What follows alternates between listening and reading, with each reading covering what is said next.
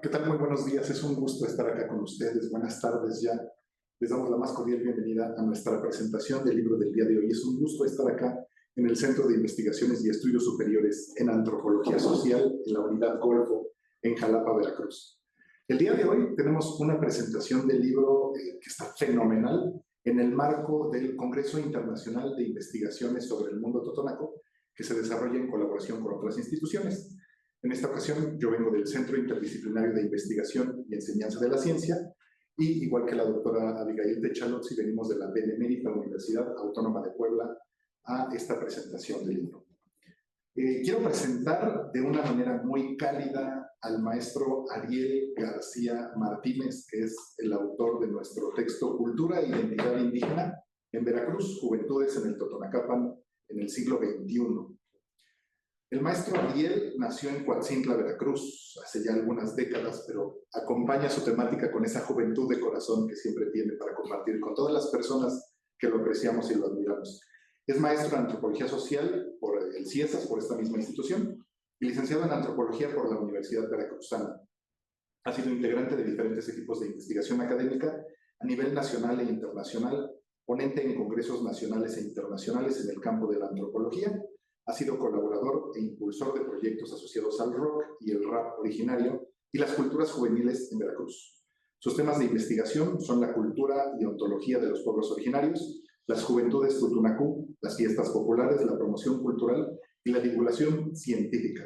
Es poeta y etnógrafo y actualmente es docente de los talleres libres de arte naulinco de la Universidad Veracruzana.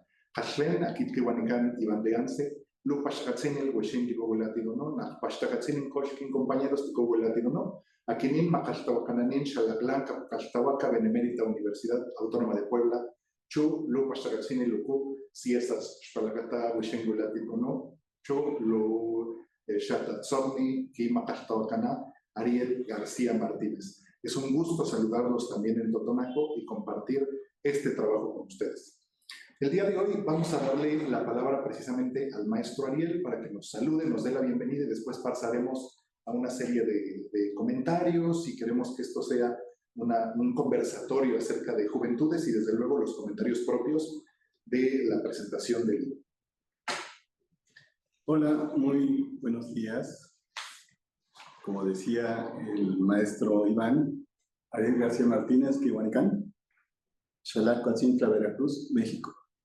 Y este libro, Cultura e Identidad Indígena de Veracruz, Juventudes en Totonacapan del siglo XXI, pues es una obra muy importante para mí por todas las implicaciones que tiene. Creo que la principal de ellas es que se deriva de mi tesis de maestría hecha en CIESAS, precisamente, que es la institución en la que nos encontramos, y por otra parte porque constituye una especie de deuda personal en la medida en que pues yo soy nativo del Totonacapan, mis raíces están ahí, no tengo otras, y sin embargo pues el estudio, más allá de la liga sentimental que pueda yo tener con él, creo que tiene algunas aportaciones que son interesantes. Yo creo que sintetizando, pues nos habla de un proceso de generación de identidades, nos habla de un proceso de constitución y reconstitución de los pueblos originarios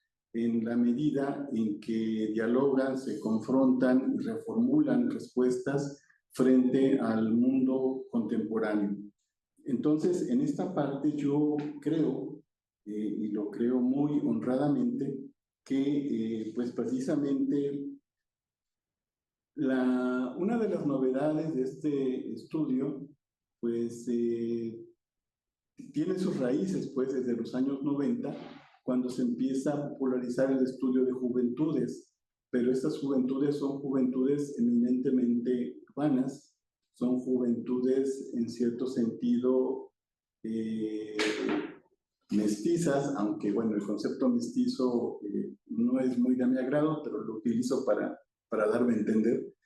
Y por otra parte está la negación, digamos, en aquel momento histórica de las juventudes originarias, en la medida en que se pensaba que el proceso de globalización iba a homogeneizar la cultura. Entonces, los grupos originarios iban a desaparecer y todo el mundo iba a ser universalmente occidental. Era un poco el ambiente intelectual, académico y político de aquella época. Y entonces es a partir de ahí que surge esta idea de hacer un estudio sobre las juventudes originarias y, como decía correctamente el doctor Iván de Ans, también correspondía un poco a mi propia juventud. Entonces yo creo que si el libro tiene algún mérito y algún defecto, está muy ligado a esta circunstancia. Entonces, para mí es importante destacarlo porque, pues bueno, los libros necesariamente envejecen y, sin embargo, algunas cosas que pudieran ser valiosas, yo creo que se sostienen. Yo siento que una cosa importante que sostiene al libro en la actualidad es precisamente el acercamiento micro, por así llamarlo, de cómo los sujetos van generando respuestas frente al mundo adulto y frente al mundo que no es Tutunacú, que no es originario. Entonces, ellos van creando formas novedosas de reinterpretar esta situación, esta condición cultural, y me atrevería a decir que hay proyectos, pues diría contestatarios, pero no desde la política, sino de la estética. Entonces, eso ya es algo más contemporáneo, algo que ya, bueno, he estado trabajando de manera más reciente, pero pues como dicen por ahí, a veces no solamente conviene hablar de lo que se hizo, sino también de lo que se está haciendo, ¿no? Entonces, para abrir la conversación, yo creo que con esto sería suficiente, y entonces cedo la palabra aquí a mis amables presentadores. Muchas gracias, maestro Ariel. Estoy muy contenta de estar aquí con el doctor Iván y con el maestro Ariel. La verdad es que he disfrutado muchísimo del libro del maestro Ariel, sobre todo porque la propuesta me parece muy interesante en el sentido de proponer una categoría que normalmente no había sido pensada. Es decir, tenemos múltiples trabajos que abordan el tema de la juventud, pero la juventud, en este caso desde la urbanidad.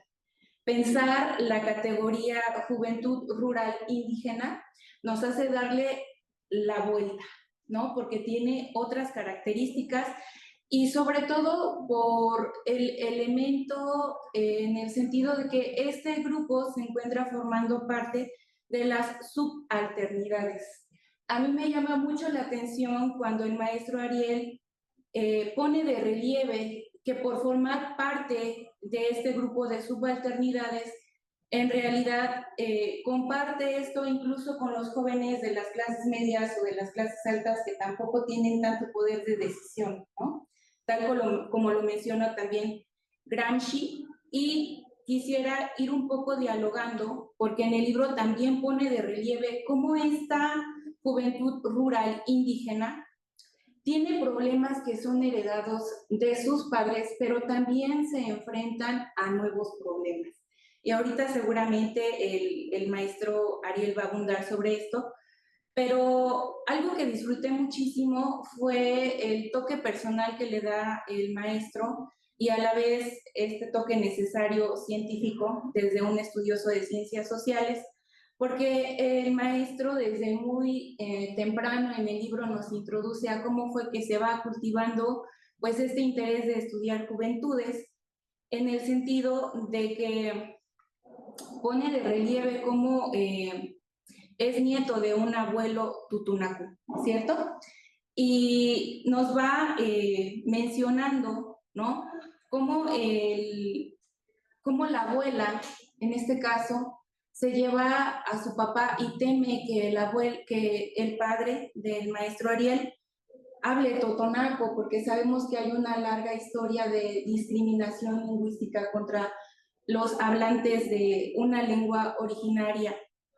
Y bueno, quiero esto ponerlo aquí en la mesa porque en realidad cuando yo leo esto en el libro del maestro Ariel, siento algo, no sé qué, pero siento algo porque yo me recuerdo de niña llegando de la primaria después de las clases porque la maestra me pedía que hiciera una lista de 10 palabras en náhuatl y mis abuelos eran hablantes de náhuatl y yo le decía a mi abuelo, bueno, pero enséñame más, ¿no? Que me ayudaba a hacer la tarea, pero no me enseñaba más. Y me decía mi abuelo, no hija, nosotros ya sufrimos mucho y no queremos que tú sufras porque hables la lengua. Entonces yo he sido alfabetizada completamente en español, pero me siento identificada con lo que pones en el libro, ¿no?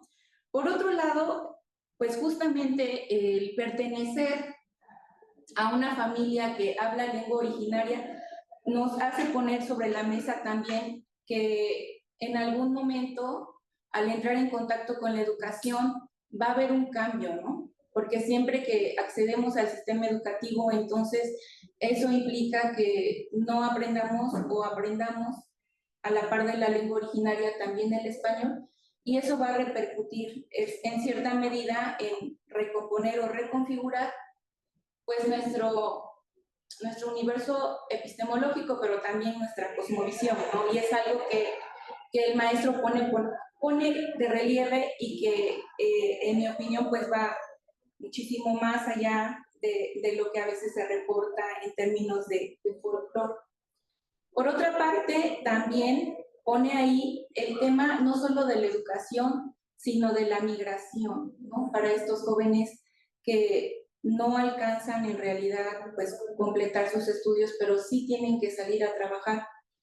Y bueno, él inicia situándonos por ahí del 19, ¿no? Cómo era la región de Coyutla, cómo la región de Coyutla pues va a ser modificada por Poza Rica, ¿no? Nos anima a pensar Coyutla de diferente manera en términos de no pensarla solo a través del petróleo, ¿no? Y nos dice, bueno, el petróleo es importante, pero ¿qué más había? ¿Cómo se va, en este caso, transformando el paisaje, pero también las clases, pero también el territorio, ¿no? Pero también el modo de ver pues a una persona joven e indígena. Entonces, me gustaría, para comenzar un poco a dialogar, que nos contaras un poco un concepto que yo encontré aquí y que he encontrado también en otras obras, que tiene que ver con el ser luguán, ¿no?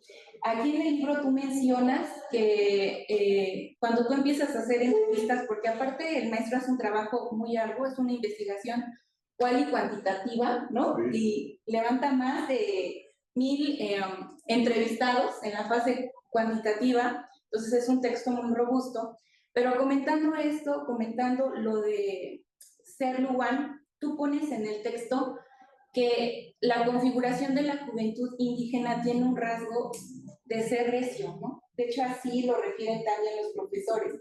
Cuando ninguno de los padres es luguán, entonces el carácter del indígena es más recio. Y dicen, ¿y qué quiere decir? Dice, bueno, quiere decir que normalmente las personas jóvenes que son indígenas no van a aceptar que se les señale sus faltas, pero también hay una diferencia de género, ¿no? Porque dice que esa diferencia de género va en torno de que las señoritas o las jóvenes indígenas rurales pues tienden a ser más nobles y sí aceptar cuando se les corrige. Pero de manera más amplia, ¿qué opinión te merece esto que tú ya has estudiado? Es decir, el carácter del indígena y de cómo tiene que ver la lengua con ese carácter indígena que se cambia cuando pierde la lengua o cuando aprende otra lengua. Sí, es una pregunta muy, como dirían los clásicos, muy capciosa. Y aparte que es imposible responderla solamente en el entorno del propio libro. Es decir, después de hacer ese estudio, pues me he dedicado algunos otros años más en hacer estudios de campo. Y entonces, aunque no son específicamente sobre juventud, sí tengo otros datos, como diría otro clásico también. Entonces, yo creo una cosa, que originalmente la palabra Luwan, tal como fue registrado en el libro, pues se refiere a la persona que no es totonaca, que no es totonacu. En eso yo creo que todos estamos de acuerdo.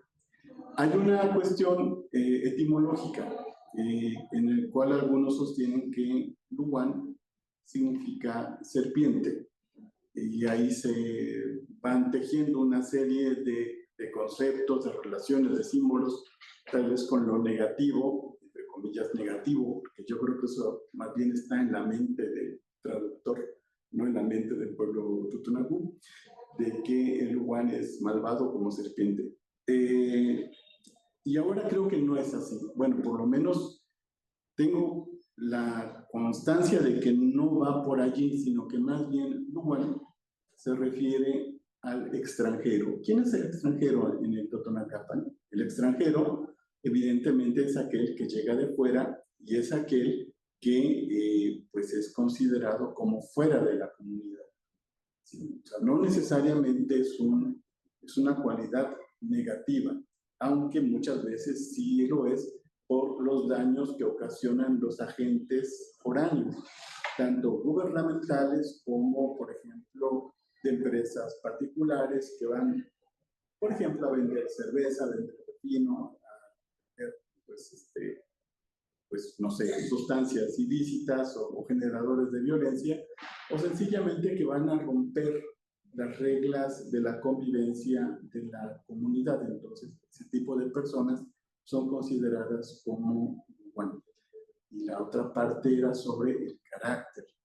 El carácter de estos jóvenes, efectivamente, por lo menos desde el punto de vista de los docentes, de los maestros de primaria, de secundaria, de bachillerato, catalogan a los varones como recios, como duros. Yo diría que son resistentes. Yo creo que hay conforme van creciendo, se va generando una conciencia de la desigualdad, se va generando una conciencia de la discriminación y se va generando una respuesta silenciosa. O sea, yo ahora lo veo de esa manera, y en el caso de las mujeres también ocurre lo mismo, solo que ellas son más sutiles, ¿sí? O sea, ellas de alguna manera son más diplomáticas, pero en realidad no son tan dóciles como los profesores y profesoras llegan a creer, sino que más bien son más hábiles para negociar, y los varones son más rudos, son más francos, ¿no? Y por lo mismo son más vulnerables, por ejemplo, a los castigos, y así nos vamos, ¿no? Entonces, ahí me quedaría. Continuando en este sentido, algo que también celebro de la obra es como el maestro pone de relieve que debemos entender la juventud rural indígena también acompañado de los cambios históricos que ha habido en el territorio, ¿no? Porque cuando una persona, digamos, una persona que no es estudiosa de las ciencias sociales, piensa en una persona joven indígena, se piensa en esas personas que tal vez no tienen acceso a la educación, que se casan muy temprano, pero esta obra pone de relieve cómo en realidad pues este imaginario va siendo desplazado poco a poco porque cada vez hay más personas que salen, ¿no?, de casa, pero que también acceden a la educación, y que en realidad se está reconfigurando el tema del atuendo, el tema de la lengua también, y también el tema de pensar las relaciones amorosas y con ello el matrimonio. ¿Qué nos puede comentar, maestro, al respecto? Bueno, efectivamente hay una recomposición, diría yo, o más bien una adecuación. Es decir, el entorno ecológico, por así llamarlo, productivo, económico, pues fue sostenido durante varios siglos. Y eso significa que, digamos que las condiciones de reproducción social, pues podían mantenerse y digamos que no había grandes complicaciones. Estoy sintetizando 3 siglos por lo menos, bueno, de vida, ¿no? Pero bueno. Sin embargo, el siglo XX es un siglo de aceleramiento de procesos de cambio, de aceleramiento de transformaciones nacionales y globales que van a impactar de lleno en la región y en otras regiones originarias, y por lo tanto van a ser una especie como de gancho al hígado a esta estructura social. Entonces, evidentemente, el acceso a la educación, a las comunicaciones, a las carreteras, a lo que llamamos equivocadamente progreso, pues va a poner en crisis a estas comunidades y sobre todo, para poner un ejemplo, alguien comentaba, ¿no?, que él nunca se había visto a sí mismo como indígena. Yo, la primera vez que supe que era indígena fue cuando fui a la Ciudad de México, ¿no? Pero desde ahí fuera yo no sabía que era eso, ¿no? Y así por ahí van las cosas, ¿no? Y eso también tiene que ver con, por un lado, el impacto que tiene la migración, en primer lugar, hacia destinos nacionales y, en segundo lugar, hacia los Estados Unidos, que es ahora el gran destino de todos los que van a migrar, por lo menos en la región de Totonacapan. Y entonces esto va a cambiar mucho los estilos de vida, porque va a haber una especie de confrontación, va a haber una especie de conocimiento, de autoconocimiento, de cuestionamiento del otro y autocuestionamiento también de la propia sociedad. Entonces, hay, digamos, usos sociales que ya no se pueden sostener, como el matrimonio arreglado. ¿Sí? El matrimonio arreglado, digamos, que era una solución genial para una sociedad que estaba firmemente arraigada, ¿no? Sin embargo, al debilitarse estas, digamos, estos sostenes de la sociedad, la incapacidad, pues, de que el campo dé para todos, la incapacidad de mantener una economía nacional que no tenga devaluaciones, por ejemplo, u otros productos, como en el caso del café, la caída del precio del café a nivel internacional, pues ocasionó crisis que expulsaron literalmente a generaciones de jóvenes de estas regiones, y por lo tanto, pues ya no se podían concertar los matrimonios. Por otra parte, el acceso al sistema educativo también va creando una nueva conciencia que les da la idea de derechos y obligaciones que antes solamente eran uso y costumbre dentro de la comunidad. Entonces, la gente descubrió que podía negarse a casarse con alguien. Y además de que no era conveniente casarse con alguien a temprana edad, porque había que trabajar para comer, para que toda la familia pudiera comer. Entonces, yo en un momento dado pienso que estas situaciones sí van a poner, digamos, en acción toda esta creatividad que no podría decir que es de manera consciente, pero que sí es práctica. Porque si algo tiene el pueblo de Totonacu es que es práctico. O sea, la filosofía, podemos hablar de una filosofía de Totonacu, es una filosofía de la acción. Entonces ellos actúan, y actúan de esta manera, tratando de encontrar, digamos, en estos enlaces, basados no en la responsabilidad, que era la base anterior, sino en la elección sentimental amorosa, pues la fundación de nuevas familias. Como decía alguien de una manera muy aguda, alguien de la comunidad, dice, bueno, yo siento que sí estaba mal que te casaran a fuerza. A mi abuela, por ejemplo, decía una muchacha, ¿no? Y también un joven. Pero creo que ahora, pues sí está bien que te cases con alguien que tú quieres. El gran problema que yo veo, decían ellos, es que ahora hay más divorcios, y antes la gente no se divorciaba.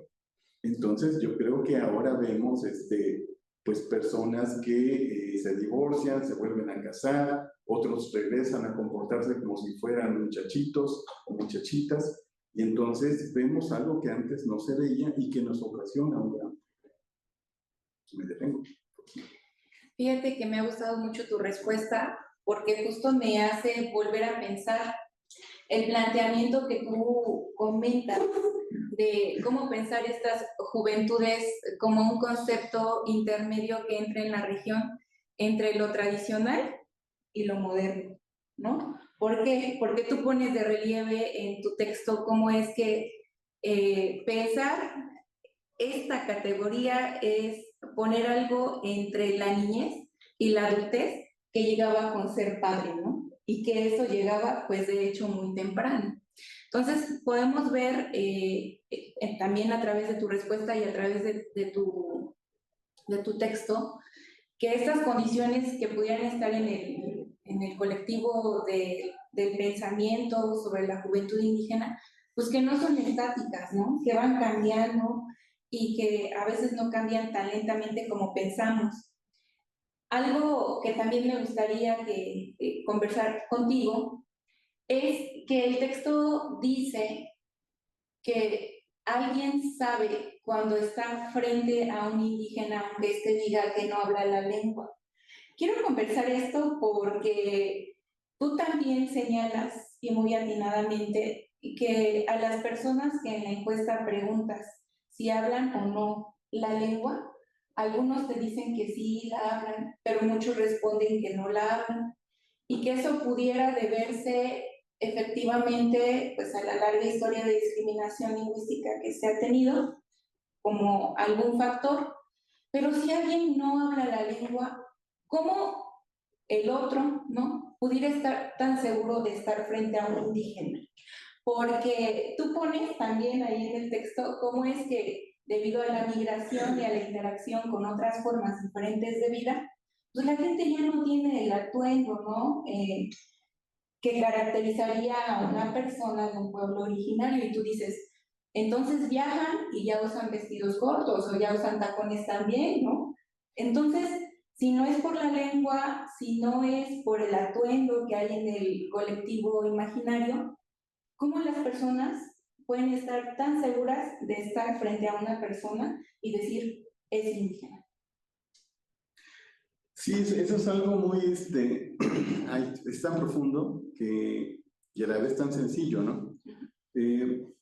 Como muchas regiones donde habitan pueblos originarios, se van constituyendo, digamos, sectores claramente diferenciados, específicamente entre aquellos que son pudientes, vamos a manejar este término, y aquellos que pues son jornaleros, que son comerciantes en pequeño. Otro elemento de distinción es la llamada ropa tradicional o indumentaria tradicional. Y un tercer elemento lo llamaría yo genealogía. Tal vez el cuarto sería, digamos, el rasgo lingüístico, ¿no? Entonces, combinando todo esto, pues sí, hay todo un fenómeno, por lo menos desde la década del 80 hasta más o menos años recientes, donde sí hay un abandono de la indumentaria tradicional. Por otra parte, hay una conciencia cada vez más clara, y esto lo quiero decir de una manera muy delicada porque no refleja lo que yo pienso, pero sí lo que encontré, de que si una persona habla la lengua originaria, la lengua totonaca o tutunacú, está en desventaja frente al uruguayo, está en desventaja frente al mestizo, está en desventaja frente al emisario del gobierno. Un anciano en Coahuitlán me decía que para él uno de sus sueños era que sus nietos fueran abogados, maestros, doctores, para que pudieran cuidar de su gente, porque él francamente desconfiaba de los abogados, doctores y maestros que venían de afuera. Y entonces una manera también de verlo es que para muchas abuelas y abuelos era una forma de supervivencia o una estrategia de sobrevivencia el que los nietos o los hijos no aprendieran la lengua para no ser sometidos a la humillación o discriminación por parte de otras personas.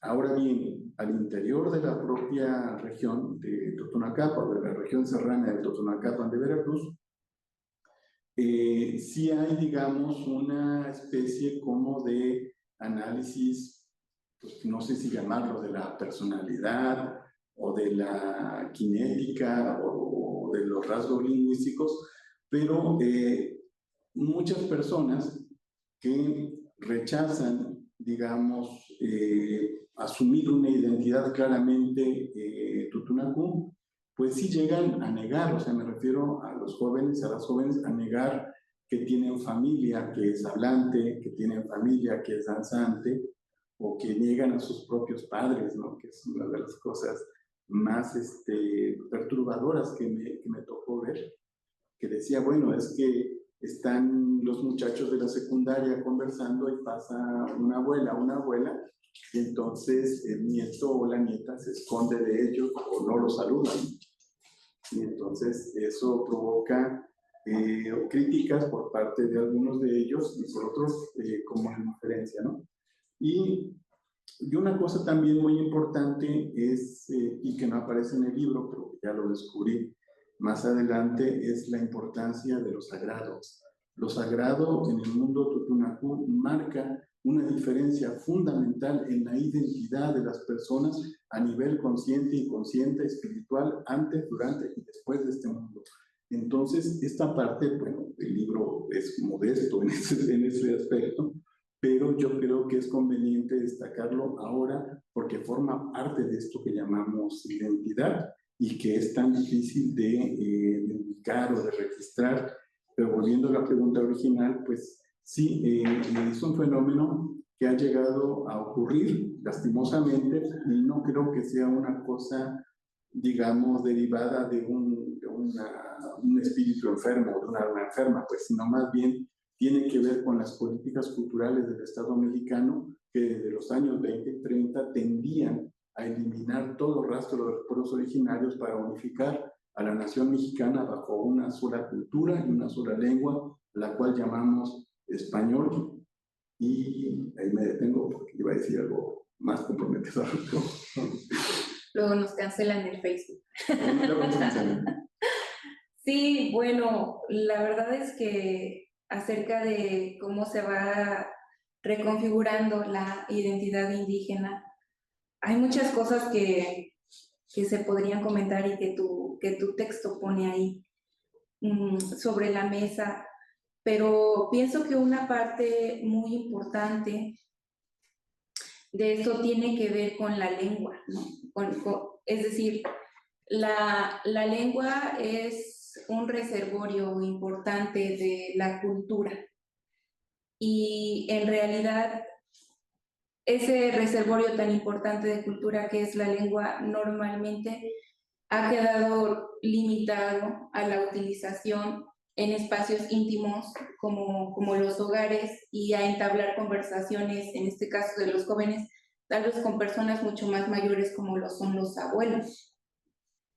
Con tu experiencia que tienes después de haber escrito el libro y con todo lo que has visto hasta ahora, porque tú tocaste el tema de las políticas públicas, ¿tú dirías que con todos estos trabajos que se hacen abordando reforzar los atributos de la identidad por medio de la lengua, dirías que hemos avanzado algo? ¿Dirías que podemos encontrar más jóvenes decididos a identificarse como personas que pertenecen a totonacos, que hablan totonaco? ¿Dirías que vamos hacia allá? ¿Qué piensas acerca de eso? Otra vez, pues es una pregunta muy interesante. Yo no soy exactamente ni amigo ni enemigo del Estado mexicano en relación a las políticas lingüísticas, pero creo que más bien soy como enemigo, ya viendo lo mismo. Porque evidentemente el daño causado a los pueblos originarios fue muy grave. Yo diría que fue casi mortal. Los testimonios de las personas mayores que iban a la escuela en los años 40 y 50, pues son perturbadores, por lo menos para mí, porque pues hablan de castigos, hablan de que les pegaban en la boca, en las manos, o los ponían en el patio por el tremendo delito de hablar la lengua original. ¿Sí? Entonces, yo no digo que los profesores sean malvados, al contrario, yo creo que ellos lo hacían con la mejor intención, aunque el trasfondo pues era lo que mencionaba hace un rato, buscar esta famosa unidad nacional que pues yo creo que tenía un propósito positivo, pero unos medios coercitivos y por lo tanto negativos para la gente. Y entonces yo creo que estos eventos fueron muy traumáticos. Había niños y niñas de aquella época, abuelos y abuelas ahora, que en lugar de ir a la escuela se metían al monte, ¿no? A pescar, a jugar, a hacer otras cosas, porque realmente la escuela era un lugar, un lugar de represión, digamos, pues casi un lugar de tortura, pues para algunos de ellos, no para todos. Y sin embargo, yo creo que el Estado mexicano ha tenido movimientos pendulares en cuanto a su visualización sobre las políticas en torno a la lengua originaria. Entonces, ha tenido momentos en los cuales ha estado decididamente en contra, en los cuales ha querido españolizar a toda la comunidad. Y de hecho, pues hace, creo que 12 años, en el 2012 más o menos, Gonzalo Celorio, que era el presidente de la Academia Mexicana de la Lengua, decía que allá en Buenos Aires o en Santiago de Chile, que los mexicanos éramos culturalmente españoles, ¿no? Entonces, lo cual eso encendió una gran rabia en mí, porque pues yo creo que eso es lo que hubieran deseado, unificarnos, hubieran deseado exterminarnos lingüísticamente, hubieran deseado que fuéramos otra cosa, y yo creo que gran parte del resentimiento mutuo, tanto de los pueblos originarios como del Estado mexicano, es precisamente que no ha habido una política lingüística correctamente orientada, no ha habido hasta años recientes que se crean institutos, como el Instituto Nacional de las Lenguas Indígenas, como la Academia Veracruzana de las Lenguas Indígenas, que empiezan, digamos, a fomentar, a proteger y a profesionalizar tanto el estudio como la aplicación de las lenguas, empiezan a generar normas de escritura y por lo tanto empiezan a dignificar algo que antes no era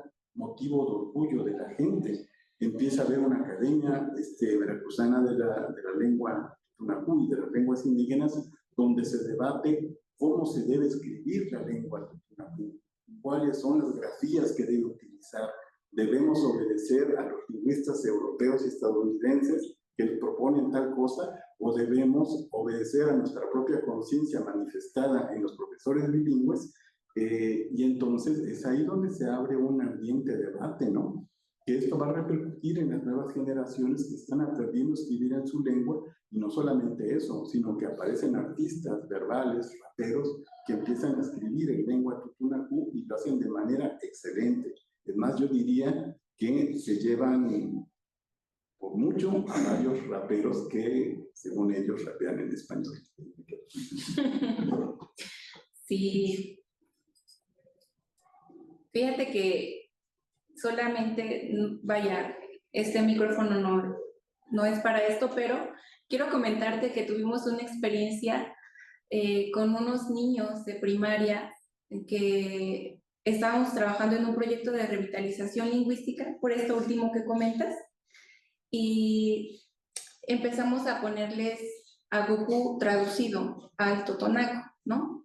Los niños estaban muy contentos de ver Agujú en totonaco, y después les pusimos a Joan Sant, ¿no? Que también rapea en totonaco. Entonces la creación de materiales que son frescos, que son diferentes a los cuentos que normalmente solamente es lo que se propone para trabajar con los niños, pues hace que se utilice la lengua en otros espacios más allá de solo reducirlas al espacio íntimo donde normalmente son ahora habladas, porque hace falta un ejercicio de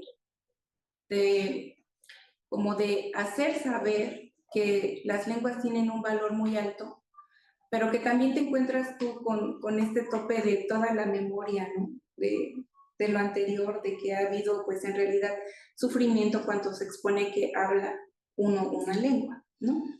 Entonces, bueno, yo podría decir muchísimas más cosas de esta obra, pero para los que nos escuchan, quiero recomendarles mucho el texto. El maestro tiene una forma de escribir muy amena. Uno no tiene que regresarse para decir qué estaba diciendo el párrafo anterior.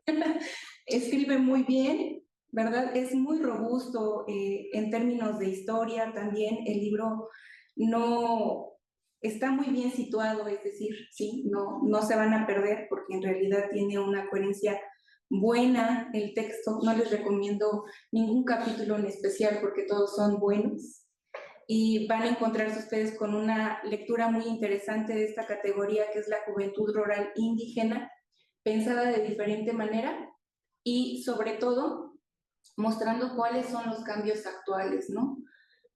Con estas juventudes. Entonces, este tema muchísimo más allá del folclore y apegado a lo que hace un antropólogo activo, ¿no? Que va tras lo que quiere conocer. Entonces, es lo que voy a comentar. Adelante, doctor. Gracias, doctora Techalozzi.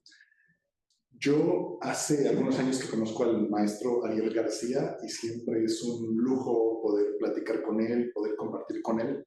Es una persona muy culta, es un antropólogo muy dedicado, pero leer su texto rebasa, digamos, las expectativas que uno tiene en su humildad. El trabajo es un trabajo sumamente pulcro, cuidado, un trabajo de investigación destacado. Definitivamente coincido con la doctora Techalozzi, tiene una redacción amena y hay una metodología impecable. Las entrevistas, las estadísticas, los cuadros en los que se reflejan los resultados, inclusive los instrumentos, va describiendo con cada temática las personas con las que se va acompañando. Es algo que se agradece inclusive como colega, como estudiante y como lector del público en general. A mí me gustó que el libro en sí mismo son 3 libros, son 3 textos en los que uno puede aprender sobre 3 grandes diferentes temáticas. Por una parte, abordar el contexto del lugar de una perspectiva histórica contemporánea. Es muy grato cómo da cuenta de algo que a lo mejor para nosotras y nosotros como investigadores es evidente, pero que para las poblaciones más jóvenes no es tan evidente, que es el cambio drástico que generó la presencia del petróleo en la región y cómo empezó a modificar todas las dinámicas que se tenían antes y que derivado de eso pues hay una gran influencia sobre todo en el Totonacapan veracruzano, tanto en la planicie costera, pero en mayor medida en esta parte de la sierra y la sierra baja, la sierra de Papantla. Y entonces nos va llevando de la mano por esta recapitulación de hechos, de efectos y de análisis del contexto. Hay otro apartado que es un apartado, es un texto en sí mismo, en lo que el texto, insisto, se divide, uno puede leer perfectamente esto repartido, y otra cosa que es fenomenal son los aspectos teóricos de la juventud, en donde uno puede retomarlo como un libro de texto para todas aquellas personas que definitivamente tienen el interés en los estudios de la juventud, porque es una revisión bibliográfica, va definiendo los conceptos de los cuales él parte y nos va llevando a entender cuál es ese marco teórico por el cual él va interpretando y conociendo las juventudes y definitivamente rompe esquemas. Tiene una visión muy actual de lo que son las juventudes, de esta diversidad, y que rompe con los clichés de los imaginarios de los que no somos especialistas en juventud. Pero el plato fuerte definitivamente, ¿no?, es este apartado de identidad juvenil en Coyutla, en donde hace un trabajo excelso en desmenuzar lo que implica los jóvenes totonacos, y es la parte, todo se disfruta, pero esta parte a mí me generó inclusive emotividad por la ruptura de estereotipos que hace el maestro Ariel García. Para muchos de nosotros y de nosotras que quizá no somos expertos en juventudes, siempre hay como un imaginario que solo se reduce a algo que también menciona él, que es la rebeldía o estos elementos contraculturales que serán propios, pero él describe la juventud desde los procesos culturales propios del Totonacapan hasta procesos humanos de los jóvenes. Entonces va explicando cómo es que en su contexto, digamos, más allá de lo que nosotros definimos como mestizos occidentales, como ese proceso de adolescencia en donde culturalmente se adolece y no es una molestia para los padres.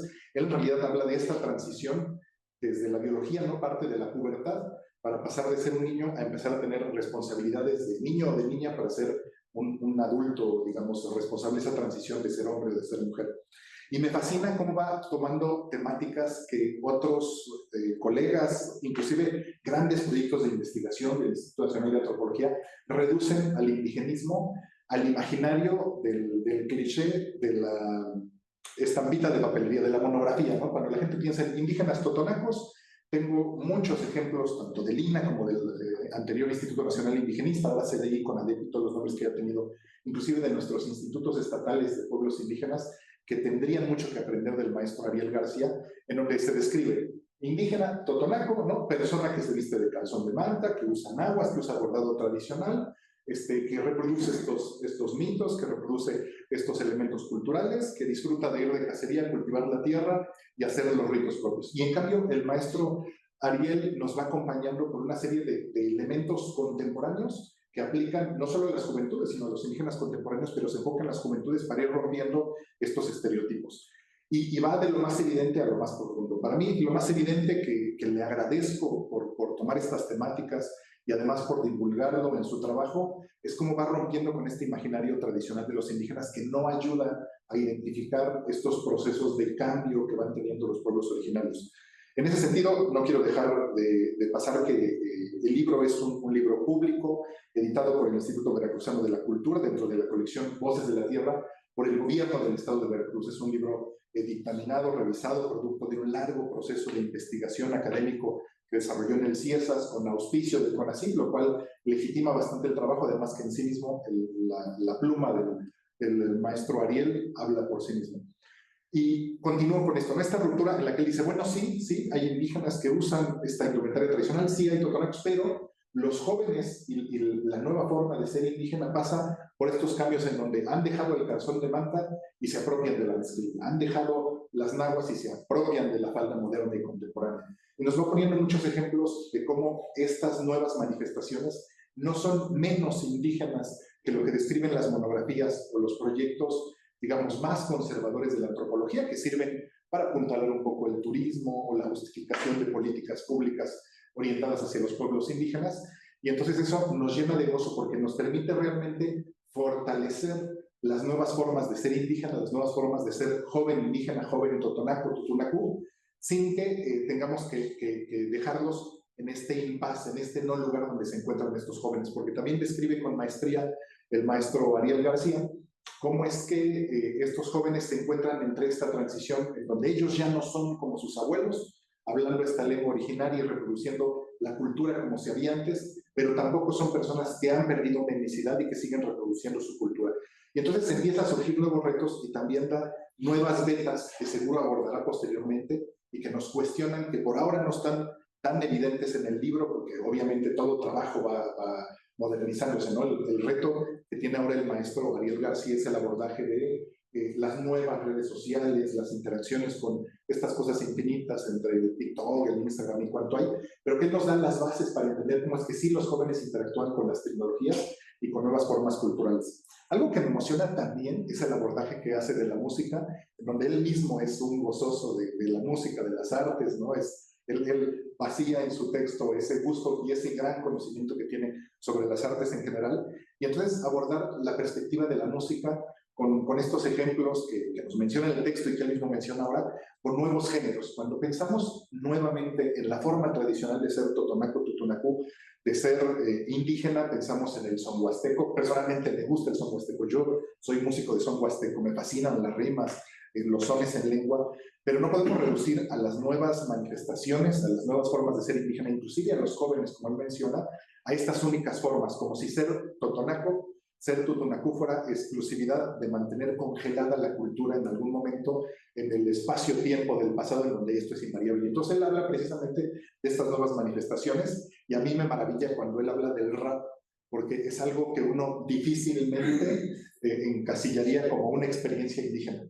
Entonces el texto realmente es de ruptura epistemológica para un lector no avesado en las temáticas, o para nosotras y nosotros como antropólogos, en donde uno se empieza a cuestionar cómo es que si los pueblos originarios han tenido estos intercambios desde tiempos inmemoriales, esta diversidad cultural, esta interculturalidad, estos cambios han estado presentes desde antes de la invasión europea, ¿por qué no seguir aprendiendo y seguir identificando estos intercambios culturales? Si bien obviamente el rap no se originó en el Totonacapan, no es exclusivo que se puedan apropiar de nuevas formas culturales, como algunos ritos tampoco eran originarios ni de aquí, ni de los mexicas, ni de los tenecs, sino de esta mezcla entre culturas que se tuvo anterior al siglo XVI, y nos va acompañando de la mano cómo es que elementos como la música se encuentran en constante transformación.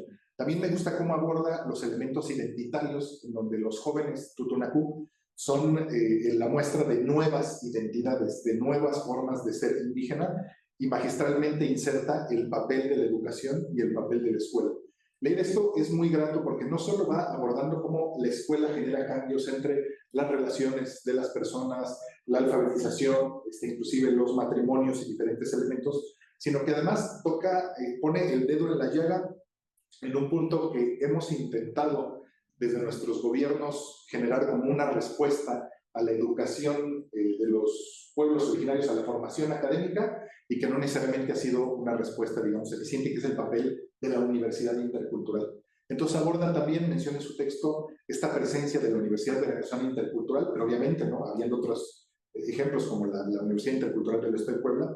¿Y cuál es el papel de la educación en la formación de los jóvenes? Cómo esto también contribuye a modelar sus identidades y cómo es que se debaten, digamos, entre las formas tradicionales de ser indígena y en lo que él menciona como estas juventudes más liberales, estos jóvenes que obviamente por estar abiertos a las nuevas tecnologías, por estar abiertos a diferentes formas de educación, por estar abiertos a cambios territoriales, identitarios y personales, tienen que adaptarse a estos cambios liberales que seguramente ya no existen en sus pueblos. Y entonces él nos menciona cómo es que estos jóvenes pues, tienen que migrar, ¿no? Ya no es la idea tradicional de un joven que nace en su pueblo, crece, se reproduce, se desarrolla como las plantitas y se mueren, sino que tienen que migrar para estudiar, tienen que migrar para trabajar, tienen que migrar para sobrevivir. Y entonces, en ese paso de la migración, nos cuestionamos cómo es que llevan esas identidades a los lugares donde se desenvuelven y cómo es que siguen reproduciendo esa totonaqueidad, esa propia identidad cultural de los pueblos originarios, sin que eso se abandone, sin que se diluya tampoco, porque en realidad hay un imaginario falso de que van perdiendo su identidad, sino en realidad van teniendo nuevas identidades de las cuales nos da cabida. Algo que también se agradece es esta aportación que él hace acerca de esta condición de pertenencia indígena, en donde obviamente seguimos cargando un estigma discriminatorio de ser indios, de ser nacos, el término tutunacú, que está muy asociado inclusive en algunos otros textos a lo naco, y cómo es que estos jóvenes se presentan frente a estos nuevos embates. Como si no fuera suficiente, ¿no?, mover el avispero a todas las temáticas que él menciona, trabaja otras temáticas. Es un texto muy completo porque yo diría que es una etnografía, digamos, en el sentido más clásico, holístico, porque retoma varias dimensiones del espectro de la creación cultural. Hay un elemento que también me gusta mucho de su texto y que es que aborda esta contraparte nuevamente, porque siempre le ha gustado ser radical, entonces pica el avispero en la parte de la religiosidad. Cuando nosotros pensamos en un totonaco tradicional religioso, pensamos en las danzas tradicionales, pensamos en el catolicismo, pensamos en las mayordomías, y él inserta la experiencia de las iglesias evangélicas en el texto de una forma bastante relevante para comprender cómo es que hay diferentes manifestaciones, ahora no solo identitarias ni culturales, sino también religiosas, que inciden en la experiencia de los jóvenes y de las nuevas juventudes. Entonces, esta formación de humanismo desde estas iglesias cristianas que incide en esta experiencia que tienen los jóvenes, presenta testimonios y nos va acompañando por este proceso de generar diferentes formas de concebir a los pueblos originarios y a estos jóvenes. Y desde luego algo que resalta, que ya se ha mencionado, el papel de la lengua, del idioma, ¿no?, en donde igual estos jóvenes se debaten entre algunos heredar por parte de los abuelos, por parte de los padres la lengua, por parte del contexto, algunos ya no poseerlo, y sin embargo no perder esa propia identidad de los pueblos originarios. Yo quisiera que Ariel nos comentara, yo tengo como un par de preguntas que me emocionan, porque obviamente el texto nos deja con esta emoción de seguir cuestionándonos acerca de estas nuevas juventudes, en torno a las nuevas manifestaciones. ¿Cuál es el reto más grande, maestro Ariel, que tenemos ahora para abordar estas juventudes con estos nuevos embates de tecnologías digitales, de inteligencia artificial, de nuevas formas musicales? Porque, digamos, el rap es un elemento que viene de los Estados Unidos, de las culturas anglosajonas, pero ahora tenemos otras manifestaciones como el reggaetón, tenemos otras manifestaciones que no necesariamente vienen de estas juventudes contraculturales de los 90 o de los 2000, sino hay estas nuevas manifestaciones. ¿Cuál es el reto más grande en el abordaje de ahora estas nuevas juventudes que obviamente nos toca estudiar en este momento? Digamos, ahora se escribió el libro aborda abundantemente la temática de la juventud, y una vez que se termina el libro, surgen nuevas juventudes. ¿Cuál es el reto ahora, maestro Ariel García? Muchas gracias, Iván. Yo creo que un rasgo de los pueblos originarios, y en este caso del pueblo Totonacú, es la dimensión del tiempo.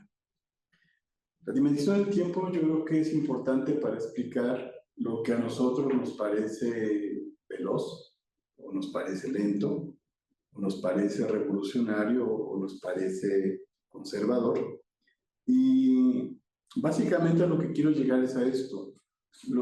Si alguien o si algún pueblos han tenido respuestas, digamos, ahora sí que de una mirada muy larga, han sido los pueblos originarios. Entonces, para ellos las cosas que han sucedido son cosas que se miran, pero desde una distancia muy lejana, ¿no?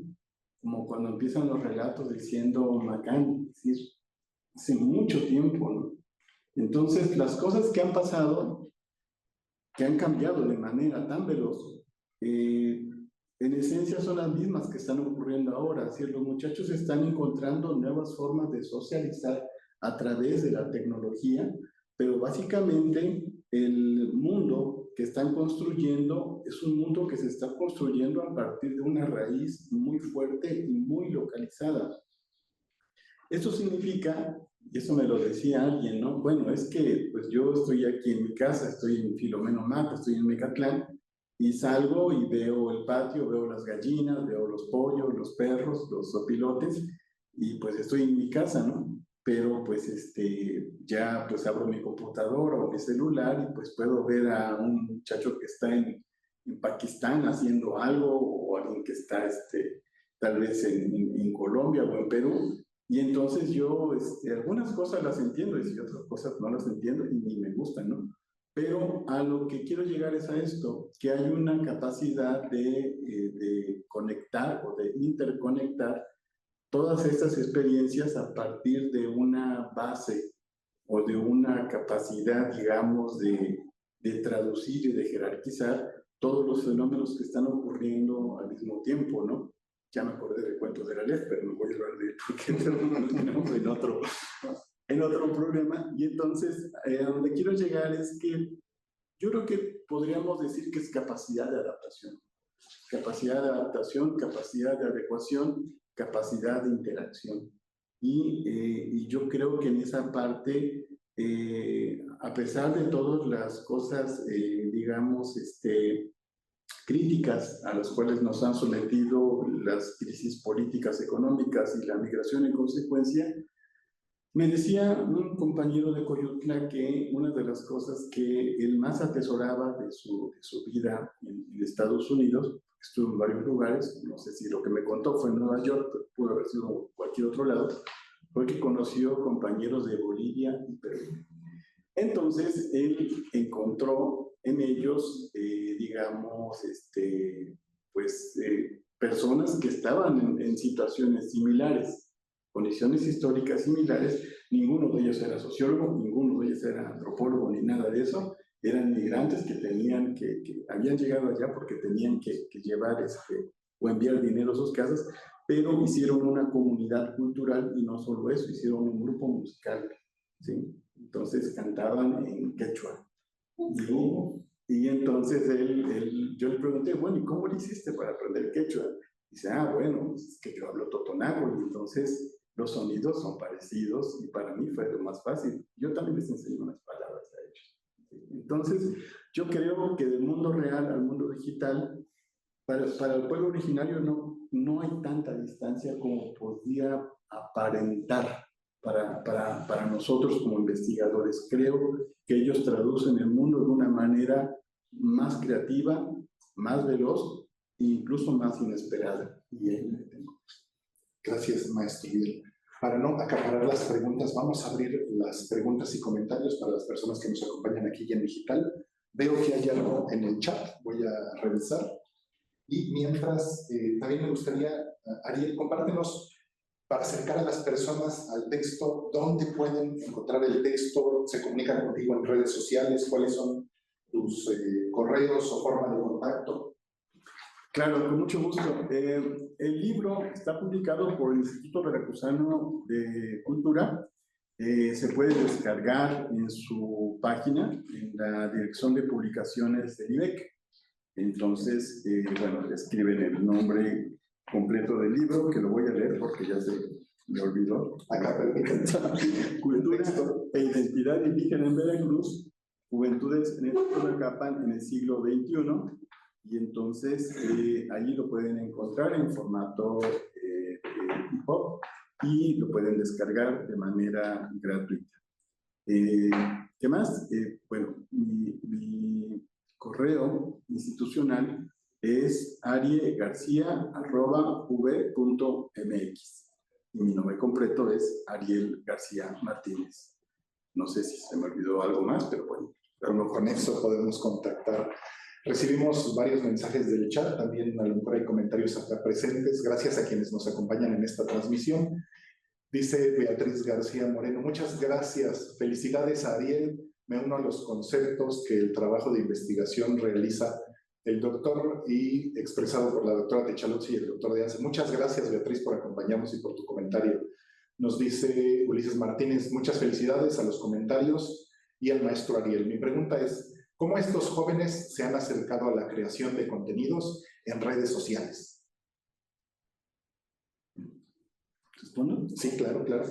Bien, yo la experiencia que he tenido recientemente con raperos es que, bueno, la mayoría de ellos han llegado pues a la preparatoria, a la universidad, a veces han terminado, a veces no, y esto les ha permitido acceder, digamos, a un conocimiento para crear pues sus propias canciones, propias animaciones, en relatos no lo sé, pero a lo que voy es que ellos han encontrado, a partir del acceso económico a la tecnología, pues la manera de crear sus propios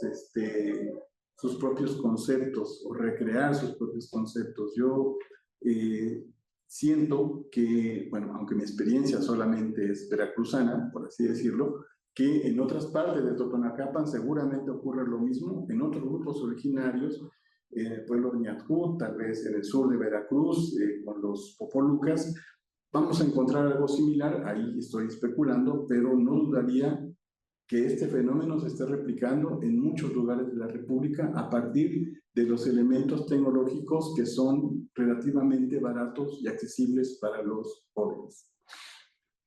Ahí me quedo. Muchas gracias. Vamos a dar la oportunidad, si alguien de las personas que se encuentra acá con nosotros tiene alguna inquietud, alguna pregunta, algún comentario para nuestro querido Ariel o respecto al texto, adelante. Sí, muchas gracias. Bueno, soy Luis Alberto Montero Sánchez y bueno, estoy de colado aquí. Vi por allí la publicación de la presentación del libro y bueno, me interesó venir porque bueno, además estoy por empezar también un doctorado y me interesa justamente trabajar con jóvenes indígenas y rurales. He tenido la oportunidad de estar en la región de la Huasteca Baja, por la zona de Iztapalapa, de Transchilco, y bueno, pues me ha llamado desde luego la atención, los cambios, las transformaciones, estas nuevas identidades que ahora se configuran alrededor de los jóvenes.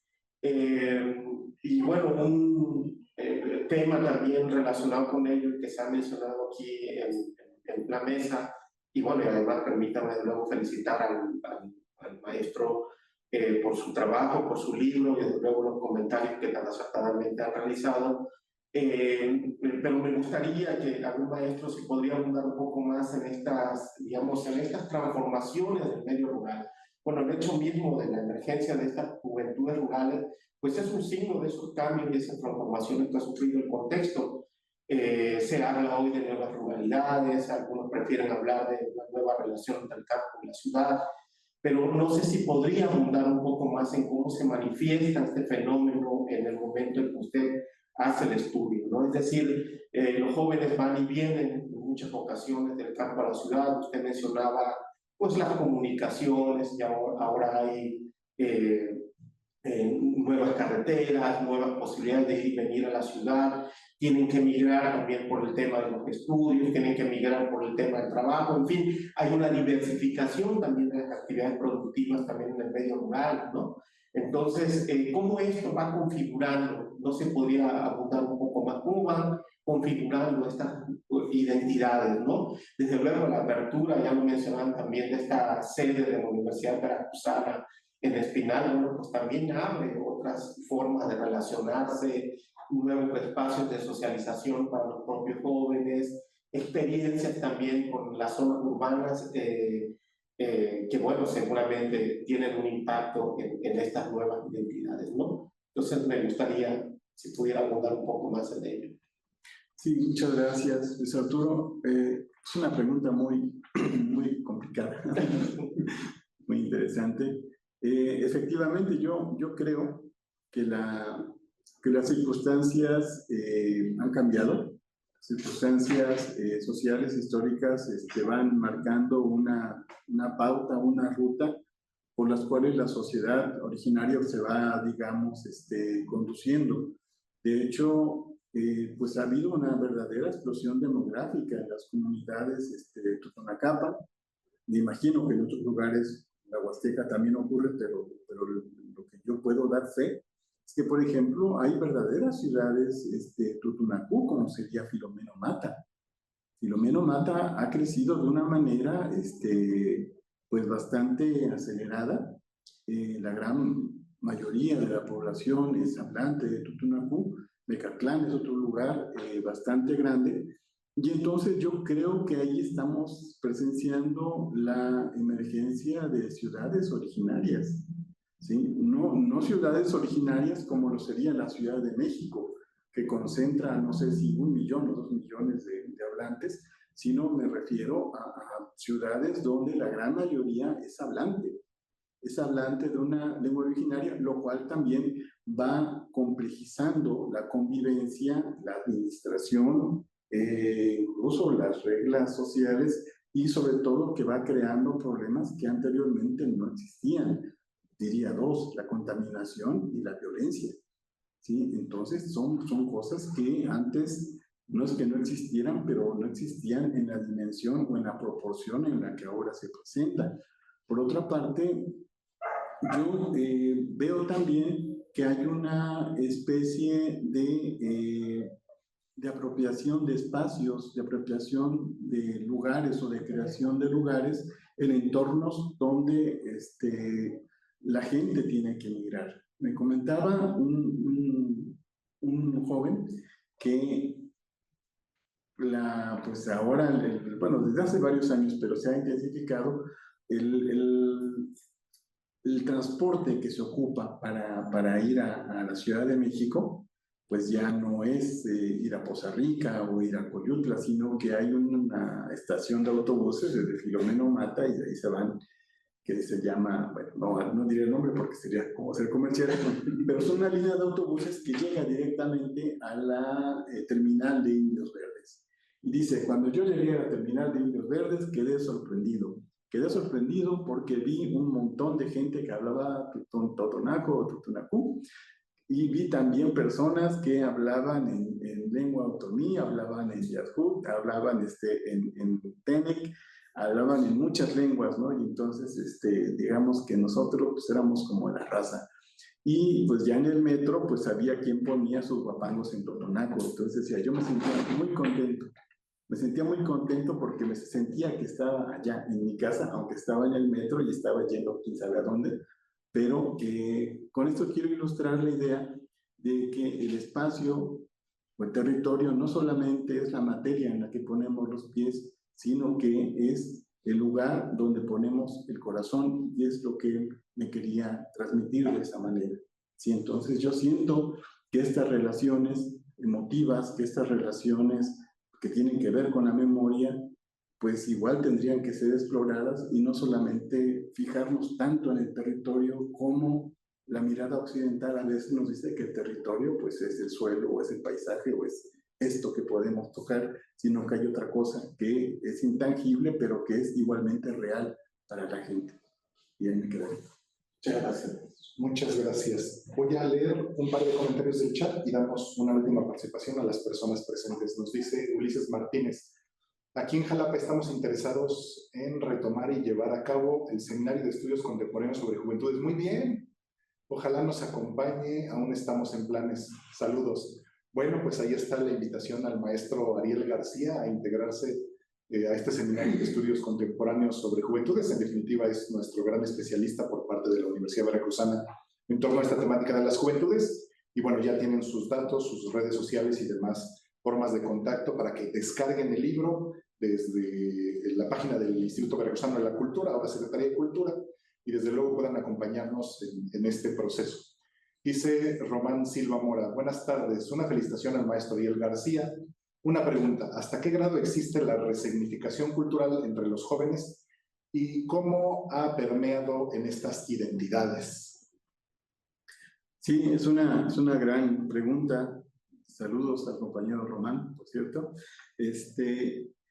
Y es algo complicado. Es algo complicado porque mucha de la literatura, del análisis antropológico, ha de alguna manera fosilizado la identidad indígena, la ha, digamos, anclado a una serie de simbologías. Vamos a pensar en la danza o la indumentaria, ¿no? Y no porque no sean reales, sino más bien porque, digamos, estas nuevas identidades juveniles, pues están, digamos, que tomando muchas veces este legado, este patrimonio cultural, y le están dando, digamos, un sentido más contemporáneo, podríamos, no sé si la palabra sea adecuada, pero recuerdo dos cosas. Recuerdo dos presentaciones, una de ellas del rapero King Kala, que es de Filomeno Mata, en el cual él, pues dentro de lo que es su propia presentación, hace uso de una danza muy popular en la región del Totonacapan, que es la danza de los huehues. Entonces la danza de los huehues, aunque su nombre podría decirnos que es la danza de los viejos, en realidad se le conoce como la danza de los payasos o la danza de los escutis, de los, no me acuerdo, pues que son como los cazadores del tejoneros.